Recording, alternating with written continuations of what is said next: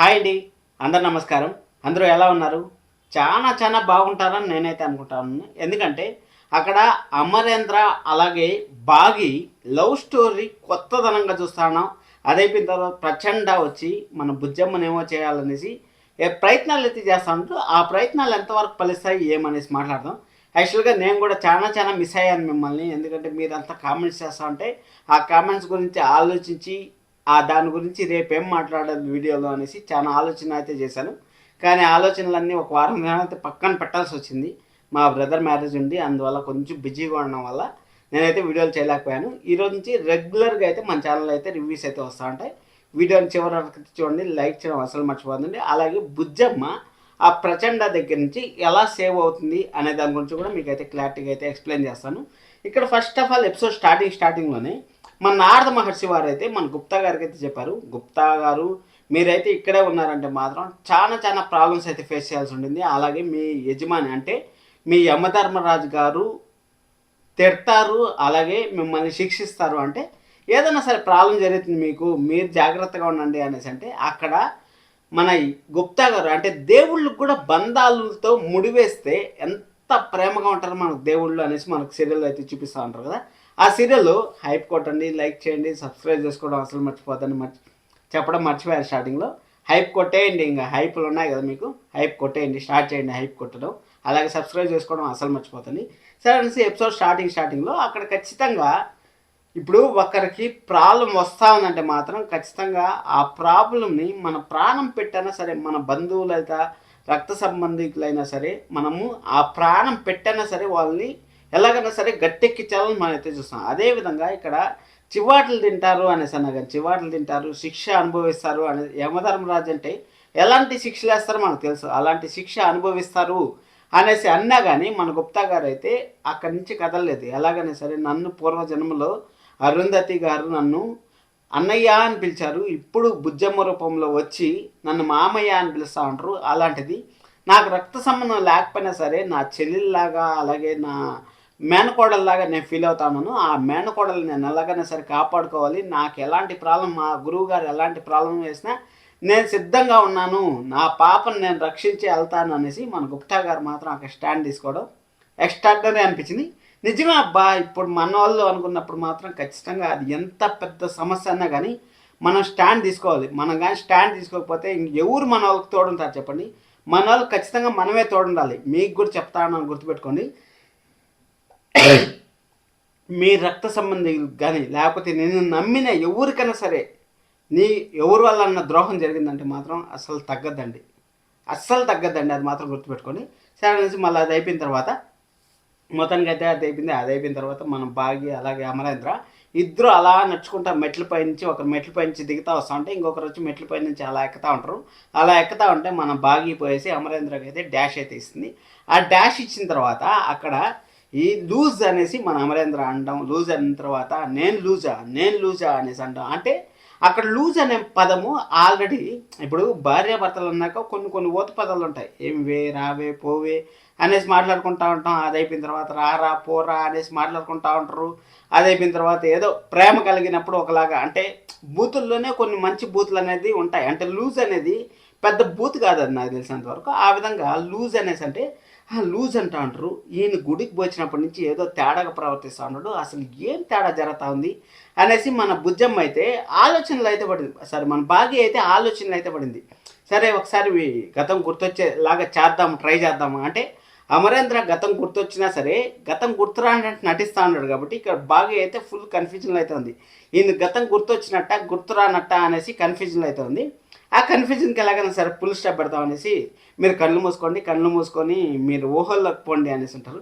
ఇప్పుడు మామూలుగా మనం చెప్తాం కదా, ఏదన్నా సరే మనకు గుర్తు రాలేదంటే ఇలా మనం గట్టిగా కళ్ళు మూసుకొని ఏం జరిగింది ఆ రోజు అనేసి ఈ విధంగా ఆలోచించినప్పుడు మనకు కొన్ని మెమరీస్ అనేది గుర్తొస్తాయి. ఆ విధంగా ఇక్కడ బాగి ఎక్కడన్నా గుర్తొస్తుంది అంటే లూజ్ అన్నాడు కదా, లూజ్ అనేసి అక్కడ మిలిటరీ డ్రెస్ వేసుకొని లూజ్ అనేసి అన్నాడు కదా, ఆ విధంగా లూజ్ అన్నట్టు ఏమన్నా గుర్తొస్తుంది, బాగి గుర్తొస్తుంది అనేసి అంటే ఎస్ అమరేంద్రకి ఆల్రెడీ గతం గుర్తొచ్చింది కాబట్టి ఖచ్చితంగా ఆ లూజ్ అనే పదం ఎక్కడ వాడాడో గుర్తొస్తుంది. గుర్తొచ్చినా కానీ మన భాగ్యకి అయితే చెప్పలేదు. అక్కడ భాగ్యను వర్ణించిండే విధానం ఎక్స్ట్రాడినరీ అని చెప్పొచ్చు. అంటే నేను చెప్పలేను అన్ని మాటలు.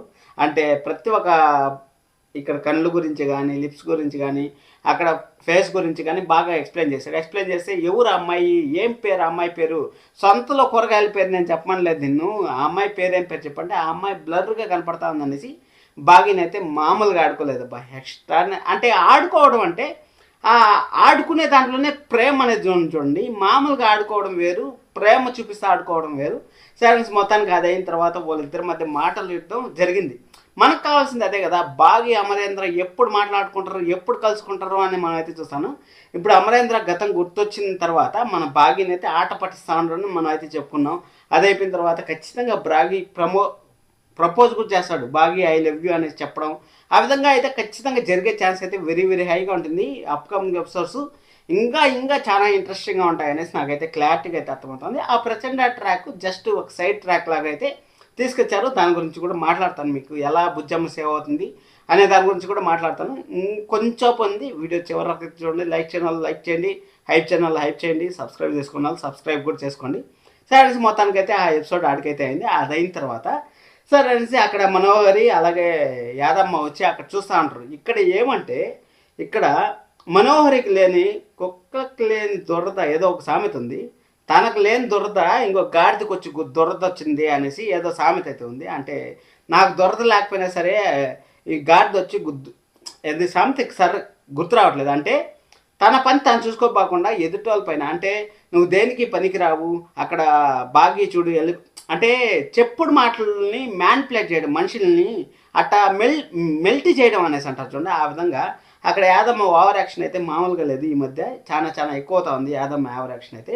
అక్కడ చెప్పింది నువ్వు కమెడియన్కి తక్కువ విలన్కి ఎక్కువ అనేసి, అంటే నువ్వు ఒక మధ్యలో ఒక జోకర్ లాగా ఉండవు అనేసి అయితే చెప్పింది.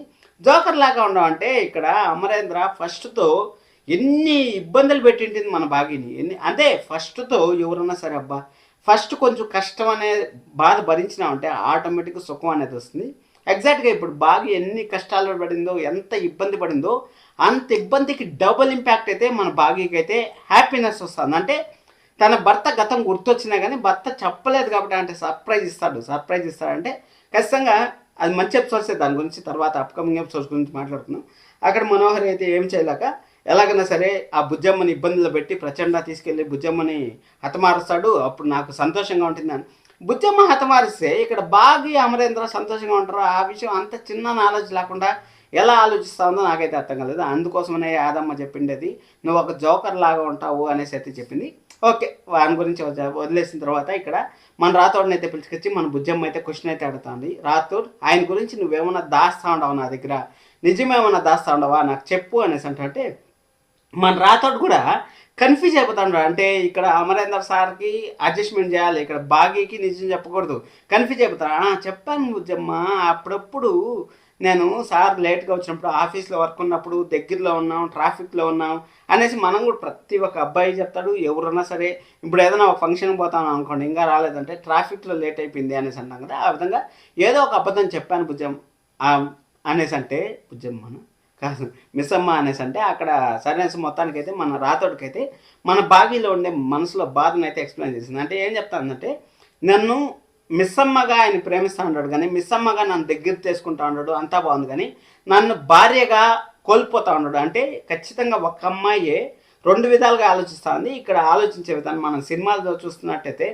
గతం మర్చిపోయినప్పుడు ఆ అమ్మాయినే ప్రేమిస్తూ ఉంటాడు, హీరోయిన్నే ప్రేమిస్తూ ఉంటాడు, హీరోయిన్ వాళ్ళ బావలాగా ఆలోచించేస్తుంది, వాళ్ళ భర్తలాగా ఆలోచించేస్తుంది. ఆ విధంగా కొంచెం మిస్ అమ్మ అయితే బాధపడడంలో అయితే న్యాయం ఉందని నాకైతే అనిపించింది. ఎందుకంటే ఇక్కడ మిస్ అమ్మ ప్లేస్లో ఇప్పుడు మిస్ అమ్మ ఉంది కాబట్టి సరిపోయింది, మిస్ అమ్మ ప్లేస్లో భాగ్యం ఉంది కాబట్టి సరిపోయింది. అదే ప్లేస్లో భాగ్యం కాకుండా మిస్ అమ్మ ప్లేస్లో వేరే అమ్మాయి అంటే అప్పుడు అమరేంద్ర కూడా దగ్గర అయిండేవాడు. అంటే మనకు అమరేంద్ర గతం గుర్తొచ్చిన తర్వాత చెప్తా ఉన్నాను, అలా కన్ఫ్యూజన్ లేకుండా మీకు అయితే చెప్తాను. అక్కడ ఖచ్చితంగా పేర్లు మారాయి కాబట్టి అంటే ఆయన ఏమైనా దగ్గర అవుతా ఉండడం అనేసి ప్రతి ఒక్క అమ్మాయికి డౌట్ రావడం అనేది సహజం. అక్కడ అది అయిపోయిన తర్వాత ప్రచండ మన గుప్తా గారు ఏదో హెల్ప్ చేయాలనేసి అయితే చూశారు. హెల్ప్ అయితే చేస్తారు ఖచ్చితంగా, అది ఏ రూపంలో చేస్తారు ఏమనేసి మనం రేపైతే చూద్దాం. సబ్స్క్రైబ్ చేసుకోండి, లైక్ చేయడం అసలు మర్చిపోతుంది. Thank you so much, love you all.